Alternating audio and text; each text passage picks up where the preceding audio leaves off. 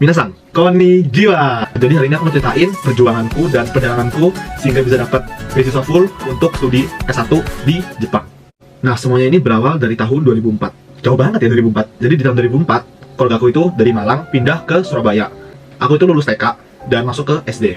Gak tahu nih mau sekolah di mana. Gak ada yang pas karena keluarga aku juga bukan berasal dari keluarga yang mampu secara ekonomi. Akhirnya ada satu sekolah yang mau memberikan beasiswa buat aku untuk bisa bersekolah di sana gitu. Namanya Intan Permata Hati School. Di sekolah swasta yang high class ya, maksudnya banyak orang yang kaya-kaya di sana, dan aku masuk sebagai orang yang bukan orang kaya gitu. Pada saat liburan panjang selesai, terus mereka tuh kayak ngobrol, kamu habis dari mana? Ada yang bilang dari Hong Kong, seru ya ke Disneyland gini-gini, terus ada yang bilang dari Amerika, dari Eropa. Sedangkan aku nggak pernah sama sekali ke luar negeri gitu. Dan hal itulah yang buat aku termotivasi dan jadi semangat gitu. Aku jadi punya mimpi untuk bisa suatu saat ke luar negeri seperti teman-temanku ini.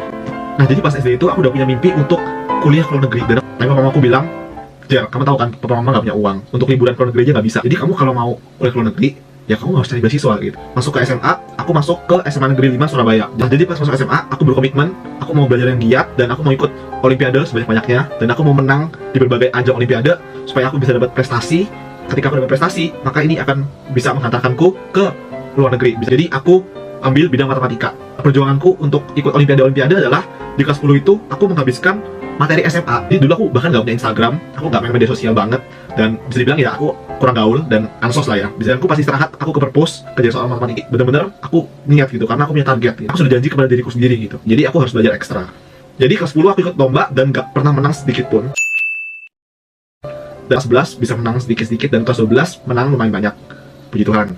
Terus juga pas kelas 10 itu aku sudah mulai giat mencari beasiswa-beasiswa ke luar negeri. Dan aku rajin banget ikut program pendidikan supaya aku tahu universitas mana yang menyediakan beasiswa full gitu. Karena kalau nggak full, aku nggak bisa gitu. Aku cuma menemukan satu informasi bahwa beasiswa full itu ada di salah satu universitas top di dunia, yaitu Nanyang Technological University di Singapura.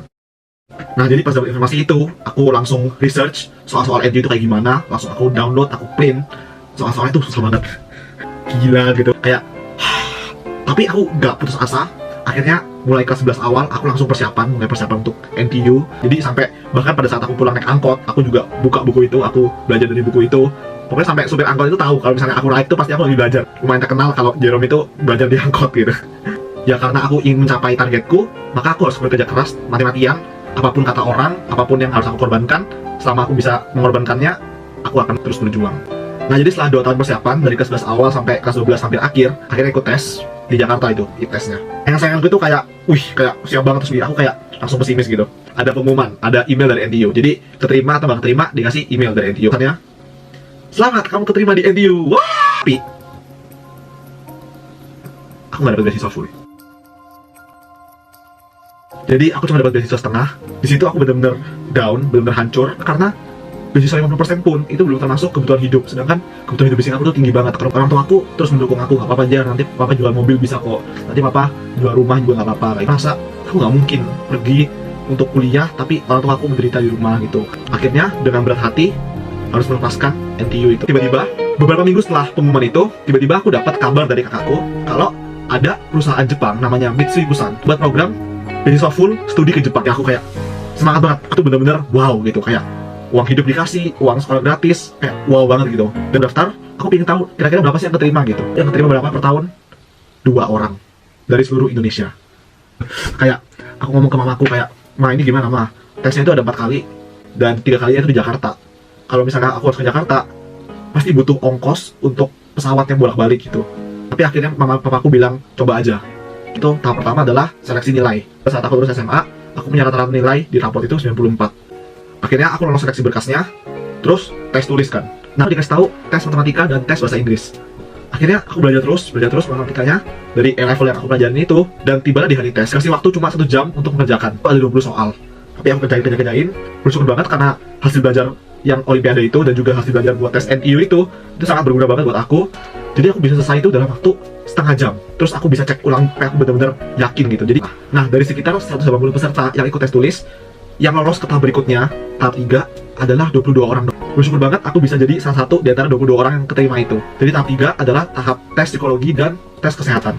Tes IQ gitu, gak ada tes kesehatan, jadi benar-benar persiapan. Setelah selesai tesnya, untuk tes wawancara, dari 22, diambil cuma 14 orang. Dan lagi-lagi aku bisa lolos ke tahap wawancara. Itu pertama kali buat aku untuk wawancara gitu. Tapi lagi-lagi karena aku mau gak mau aku harus persiapan. Akhirnya aku bener-bener persiapan banget dari YouTube. Terus pas nama aku dipanggil, aduh gemetar nih, aku duduk. Terus akhirnya ngobrol-ngobrol, wawancara, ditanya-tanya banyak hal. Dan aku keluar ruangan itu puas banget. Nah, semua persiapanku itu benar-benar keluar gitu. Karena aku ngomong mimpiku adalah untuk menjadi Menteri Pendidikan. Amin. Pokoknya setelah selesai wawancara, aku udah lega. Lalu beberapa minggu setelah itu, tiba-tiba ada telepon. Halo, dengan Jerome. Iya pak. Siapa ya pak? Iya, ini dengan saya dari pihak Mitsui. Oh iya pak. Nah, terus bapaknya bilang kayak gini nih. Selamat ya Jerome, kamu terpilih menjadi penerima beasiswa misi besar tahun 2016. Aku langsung lemes banget. Aku langsung kasih mamaku sampai nangis bahagia. Mamaku sampai, Papa, Jerome dapat beasiswa misi besar. Kayak seneng banget, satu keluarga langsung kayak nangis bahagia. Ketika kita berusaha, ketika kita berdoa, ketika kita terus mengandalkan Tuhan, maka Tuhan akan membuka jalan, Tuhan akan menyediakan, dan yang pasti rencana Tuhan itu yang terbaik gitu.